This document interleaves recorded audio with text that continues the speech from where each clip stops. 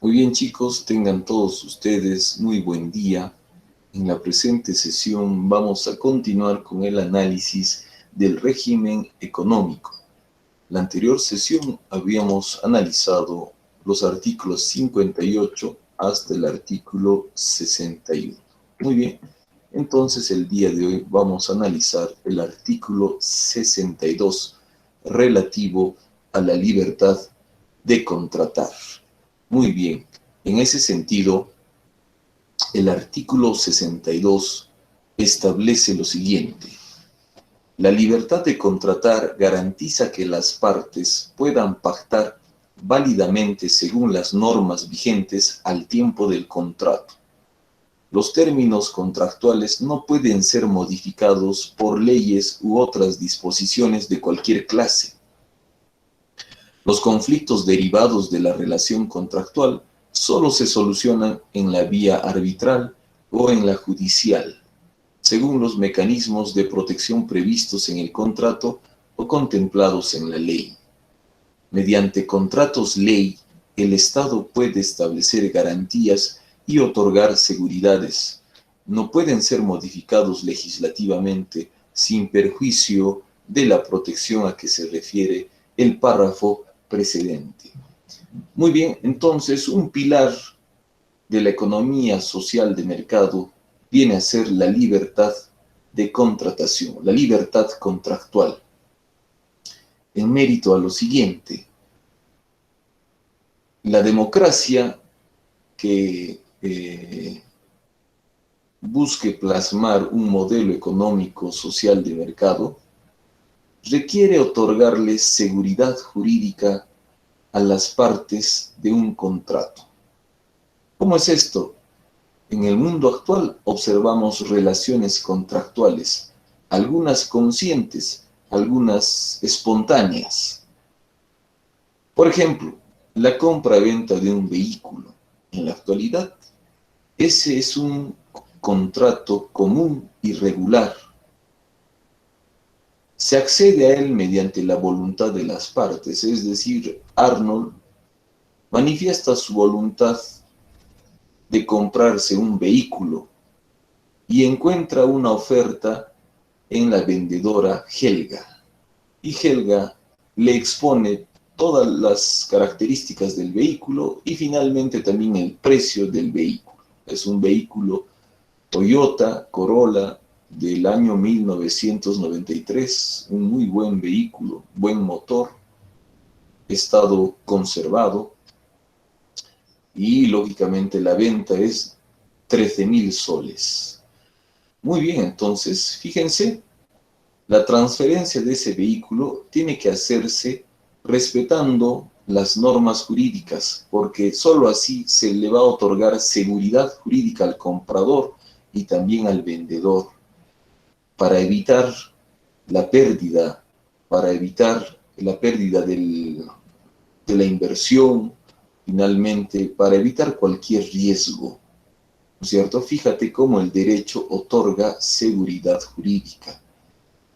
Entonces, lógicamente, para dinamizar la economía se requieren reglas claras, se requiere que los agentes económicos se desarrollen en un escenario de seguridad jurídica. Imagínense, si no hubiese seguridad jurídica, Arnold, lógicamente, no compraría el vehículo. Si es que no conociese a Helga, si es que no conociese su trayectoria como vendedora, si es que no tuviese la credibilidad, lógicamente Arnold no va a querer arriesgar su inversión. Lo mismo sucede con los países. Los países requieren acreditar su estabilidad, seguridad jurídica a partir de la vigencia del derecho, porque allí se encuentran las reglas en forma clara y nadie puede modificarlas, nadie puede cambiarlas, porque eso significaría inestabilidad, eso significaría inseguridad jurídica y por lo tanto alguna empresa extranjera que quiera invertir en el territorio nacional, traer su tecnología, traer sus capitales, lógicamente tendrá que evaluar si es que ese país le ofrece estabilidad para su inversión. Solo así, si es que cumple esos estándares de seguridad jurídica, si es que cumple esos estándares de respeto a la norma, si es que en ese país hay democracia, solo así el inversor va a venir con sus capitales a generar empresa, a crear puestos de trabajo, a promover industria, etcétera, etcétera.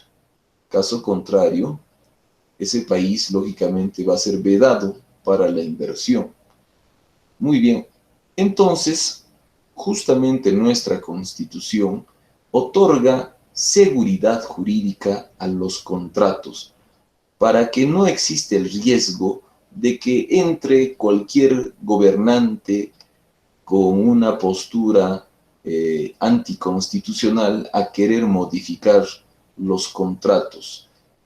Lógicamente, para darle seguridad a todo ese capital, para darle seguridad jurídica a la inversión. Por ejemplo, en el gobierno de Velasco Alvarado, se irrespetó los contratos que el Estado firmó con las empresas que extraían recursos minerales, en este caso hidrocarburos. Muy bien, y lógicamente vulnerándose el derecho de propiedad, vulnerándose los derechos y las concesiones que el Estado había otorgado en un escenario democrático, sobre pretexto de que son industrias extractivas, que se llevan el gas, que se llevan los hidrocarburos y no pagan regalías, no pagan nada.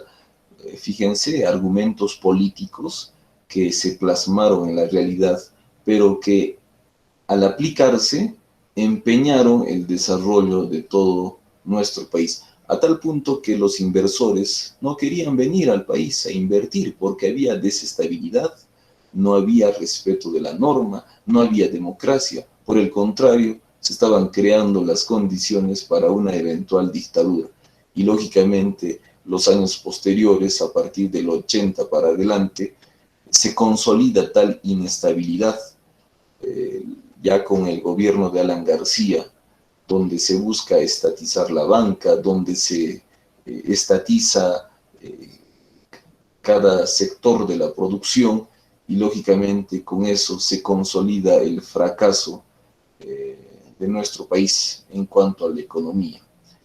Entonces, justamente para evitar que el político se meta con el sistema económico, existe el artículo 62, sobre todo el último párrafo, que indica que mediante contratos ley el Estado puede establecer garantías y otorgar seguridades.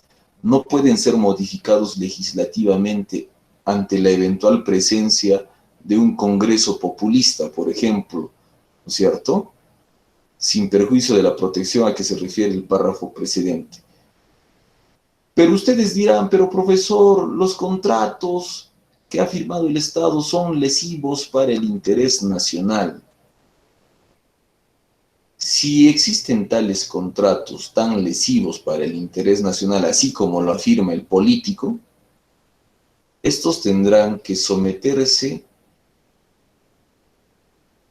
a la vía judicial para que puedan ser rescindidos o finalmente resueltos. Que el juez sea el pilar de la democracia, que dentro de un proceso judicial, dentro de un debido proceso, evalúe si la propuesta, si la demanda que evidencia que el contrato es atentatorio al interés nacional, sea el juez pilar de la democracia quien lo determine de esa manera, en un escenario democrático mediante el debido proceso judicial. Muy bien, lo demás es argumento político. Por el contrario, las empresas, sobre todo las mineras formales, cumplen con el pago de todos los impuestos, inclusive pagan tasas que en otros países no pagan. Aquí en el país, si hay una alta carga, inclusive se tiene que pagar el canon minero, aparte del pago de los impuestos.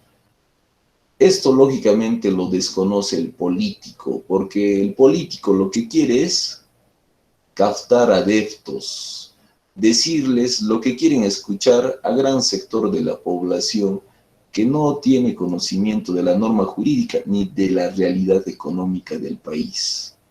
Muy bien, el artículo 62 otorga seguridad para los contratantes, para que ningún político pueda modificar las condiciones ya establecidas. Lógicamente, el político no tiene conocimiento de la técnica ni la ciencia jurídica. Es por eso que el artículo 62 garantiza, ¿no?, de que ningún contrato pueda modificarse por alguna ley posterior, emitida por un congreso populista, por ejemplo. Muy bien, entonces este artículo busca asegurar el derecho que tienen las partes dentro de un contrato. El contrato es ley entre las partes y debe de respetarse tal cual. Si es que el contrato fuese lesivo al interés nacional, si es que el contrato no respetara la ley, muy bien, este tendrá que someterse a la vía judicial y allí tendrá que determinarse su vicio, ¿no?, sus afrentas a la Constitución y a la ley. Pero de ninguna manera está habilitado el congresista, el presidente de la República, a patear las reglas del contrato. Muy bien, prosigamos. Inversión nacional y extranjera. Artículo 63. La inversión nacional y la extranjera se sujetan a las mismas condiciones. La producción de bienes y servicios y el comercio exterior son libres. Si otro país o países adoptan medidas proteccionistas o discriminatorias que perjudiquen el interés nacional, el Estado puede, en defensa de este, adoptar medidas análogas. En todo contrato del Estado y de las personas de derecho público con extranjeros domiciliados, consta el sometimiento de estos a las leyes y órganos jurisdiccionales de la República y su renuncia a toda reclamación diplomática. Pueden ser exceptuados de la jurisdicción nacional los contratos de carácter financiero. El Estado y las demás personas de derecho público pueden someter las controversias derivadas de la relación contractual a tribunales constituidos en virtud de tratados en vigor. Pueden también someterlas a arbitraje nacional o internacional en la forma en que lo disponga la ley. A partir de este artículo, observamos que la democracia, que garantiza igualdad, también debe de plasmarse en el terreno económico, señalando que la inversión nacional y la inversión extranjera coexisten en un terreno horizontal, en igualdad de condiciones, porque así es el principio de igualdad reconocido por la democracia. Ambas formas de inversión pública, nacional, privada o extranjera tendrán que someterse a la norma nacional, a las leyes que el Estado peruano ha reconocido, pero lógicamente en igualdad de condiciones. De tal manera que este artículo también otorga seguridad jurídica a la inversión, sobre todo a la inversión extranjera, en el sentido de que el inversor que quiera venir a invertir aquí al territorio nacional tiene la plena seguridad de que no va a ser discriminado por la naturaleza, por su condición de ser extranjero.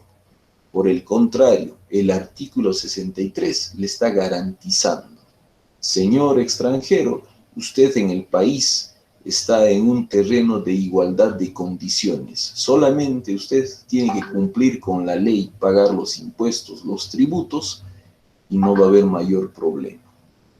De tal manera que no hay discriminación, porque así es la igualdad. Así es la igualdad económica. Muy bien. También señala que si hubiese alguna controversia contractual, esta tendrá que ser sometida a análisis jurisdiccional. Tendrán que ventilarse dichas controversias en un fuero jurisdiccional, es decir, los tribunales nacionales tendrán que determinar si el contrato es lesivo, si el contrato adolece de inconstitucionalidad, si no respeta la Constitución, si no respeta las normas jurídicas, que sea el juez que en forma particular determine la calidad del contrato. Esto también se convierte en una garantía del régimen económico, que expresa que si hubiese de repente algún contrato lesivo, por ejemplo, qué sé yo, entre un convenio entre la municipalidad de San Jerónimo y la planta de tratamiento de residuos sólidos. Muy bien, entonces hay algunas especulaciones de que tal contrato es lesivo para la población, ya que se está tratando de, digamos, exacerbar, se está tratando de cobrarle a la municipalidad algo que no debería de cobrársele, porque finalmente es una postura política, esto que les estoy diciendo, un ejemplo les estoy poniendo. En todo caso, si es que hubiese especulaciones de esa naturaleza respecto de ese contrato, tendrá que iniciarse la acción judicial correspondiente y en el terreno judicial que se determine si ese contrato es lesivo o no es lesivo para el distrito de San Jerónimo. ¿Correcto? Entonces, fíjate cómo el Estado de Derecho también nos da mecanismos para poder determinar si un contrato es lesivo o no. Lógicamente, aquí se prescinde de la dimensión política. Se le quita atributos, no se le quita, finalmente se evita de que el político se inmiscuya en un terreno judicial, técnico, científico. Porque imagínense si se les hubiese dado la facultad, en este caso, para que las leyes modifiquen los contratos. Ese sería un riesgo, porque imagínense un congreso populista cambiaría las reglas de juego según su antojo, según su parecer, y lógicamente eso iría en contra de la estabilidad, de la gobernabilidad, y no convendría a nadie. Por eso, vuelvo a decir, los contratos, si es que tuviesen alguna afrenta a la Constitución y a la ley, si es que tuviesen algún vicio, necesariamente tendrán que ser sometidos al fuero judicial y que el juez sea quien determine en forma imparcial si existe vicios o no en el contrato.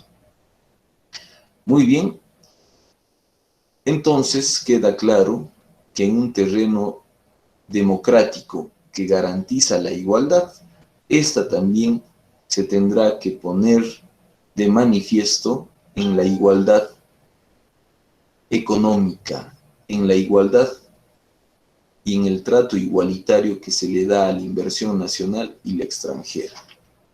Muy bien, proseguimos con el siguiente artículo. Tenencia y disposición de moneda extranjera. Artículo 64. El Estado garantiza la libre tenencia y disposición de moneda extranjera, en mérito a que, lógicamente, en una economía mundial, y esto es algo que se debe de aceptar, el dólar es una moneda universal, es cierto? Es una moneda que nos permite insertarnos en el mercado mundial. Aquí dentro del Perú, lógicamente, compramos y vendemos con el sol, pero también existe la presencia de moneda extranjera, el dólar, el euro, monedas que tienen un poder adquisitivo, que tienen estabilidad.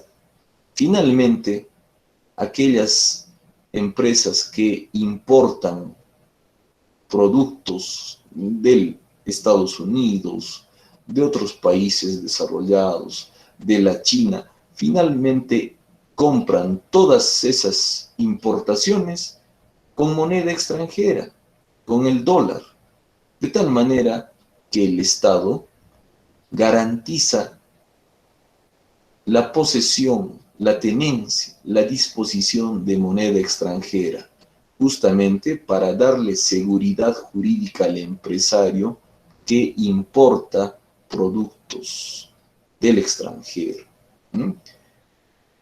Esto se va a entender mejor teniendo en cuenta de que estamos insertos de un mercado global, donde nuestro país se inserta fundamentalmente en el rubro de país primario exportador, exportador de materias primas.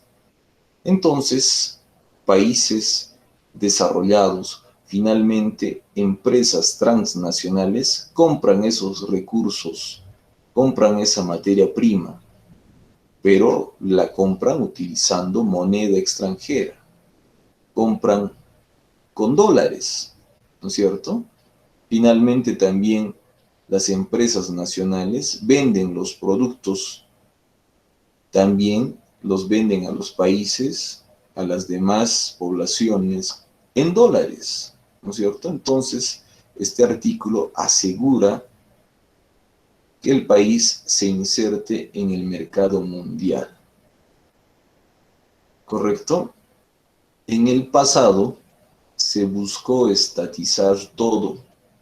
Se buscó tener solamente una moneda, el INTI, y lógicamente eso ha traído complicaciones para la economía nacional, sobre todo en los años de 1980 para adelante, gobierno de Alan García, donde se tenía una postura estatista, donde se buscaba aplicar modelos económicos planificados, que lógicamente ha generado inflación en ese momento, a tal punto de que el país ha vivido lo que actualmente está viviendo Venezuela. Cero producción, inmensas colas, inflación, desabastecimiento, lógicamente por tratar de poner en práctica políticas económicas de naturaleza estatista planificada, ¿no? Que no reconocían la libertad, que no reconocían la libertad empresarial ni contractual. Por el contrario, buscaban aplicar y reconocer de que el Estado lo puede todo y lo hace todo. Muy bien, entonces para evitar que nuestro país vuelva a sufrir todas esas malas experiencias en la economía, nuestra Constitución ha cerrado con candado.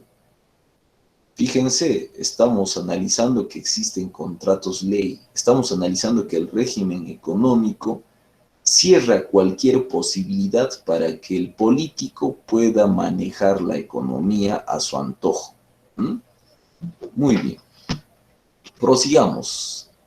Artículo 65. Protección al consumidor.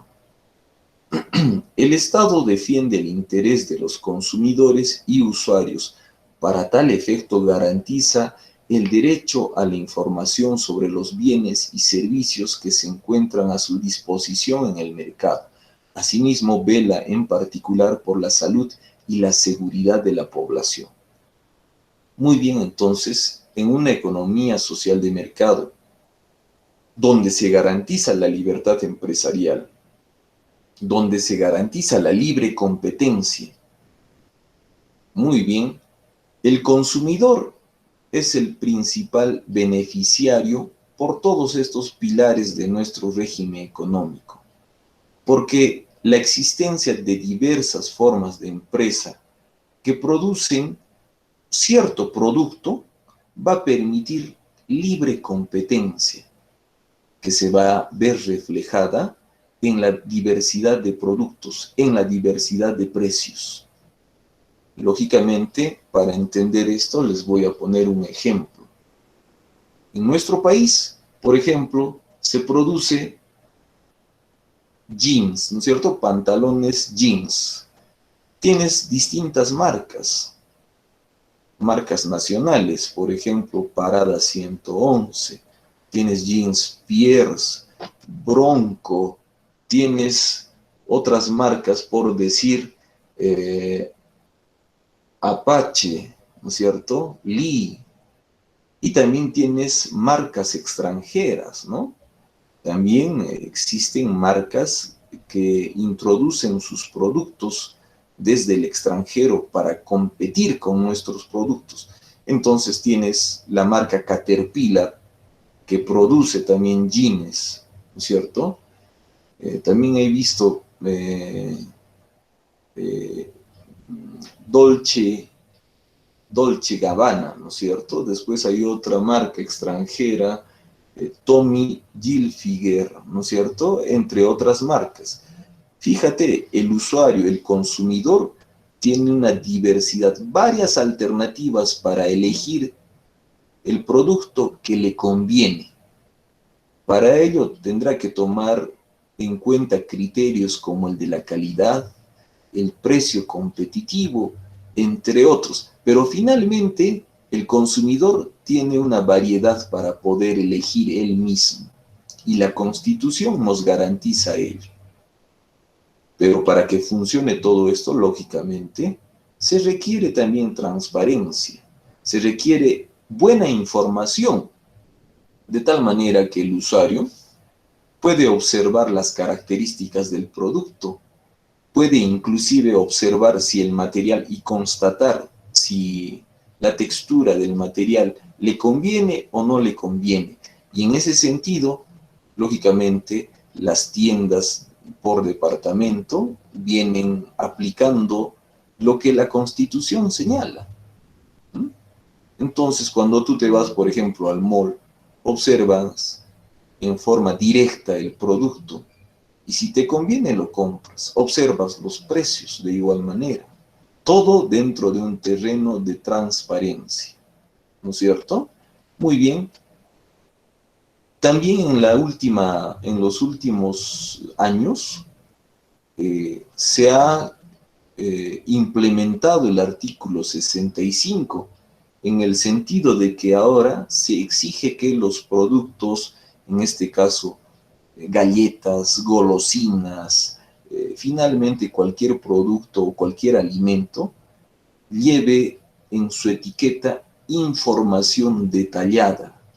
Bueno, siempre ha sido así, pero ahora inclusive se ha exigido de que las envolturas lleven los famosos octógonos para poder evidenciar eh, el contenido fundamental de ese producto. Entonces hay galletas donde el octógono dice alto en grasas, ¿no? Bebidas donde el octógono manifiesta que es alto en sodio. Entonces ya el usuario ya está advertido. Fíjense, este artículo se ha implementado y seguramente va a seguir implementándose para cumplir con la Constitución. Entonces, no se diga que la Constitución es una constitución ajena al interés nacional, no protege al consumidor. Esos son argumentos y posturas políticas, ¿no? Y lo político, al menos en nuestro país, se aleja de lo técnico, se aleja de lo científico, se aleja de lo normativo. Entonces, aquel que siga esas posturas ya será de cada quien, ¿no es cierto? Pero aquí estamos analizando en forma clara la normativa y estamos dándonos cuenta de que el artículo 65 protege al consumidor. Muy bien, Y lógicamente este artículo también viene siendo cumplido por una institución estatal, por el INDECOPI, ¿no? Que es una institución de naturaleza administrativa que protege al consumidor. Si ustedes, por ejemplo, tuviesen alguna vulneración respecto a sus derechos al consumidor, pueden ingresar a la página web del INDECOPI y allí podrán poner su reclamo respecto de ese restaurante que les ha vendido de repente comida pasada, o por ejemplo de repente han encontrado algún insecto en la comida, así que bastaría con que ustedes tomen la fotografía correspondiente y en ese mismo momento, sin necesidad de estar pidiendo el libro de reclamaciones, porque hay muchos restaurantes, muchos locales que no te lo entregan. Pero para evitar esa situación, fíjate cómo el Estado a través de Indecopi ha creado un portal web. En ese mismo momento ingresas a la página web del Indecopi, pones tus datos y pones tu reclamo y evidencias el hecho con la fotografía que has tomado donde está el insecto. Lógicamente, allí va a haber altas probabilidades de que se te dé la razón. Muy bien, entonces la empresa que ha vulnerado tus derechos de consumidor tendrá que resarcirte. Entonces, fíjense, es cuestión de que nosotros activemos los mecanismos democráticos. ¿Correcto? Muy bien. A ver, ¿qué más?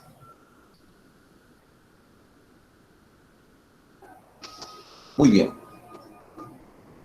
Muy bien, chicos. Nos quedamos allí por el momento.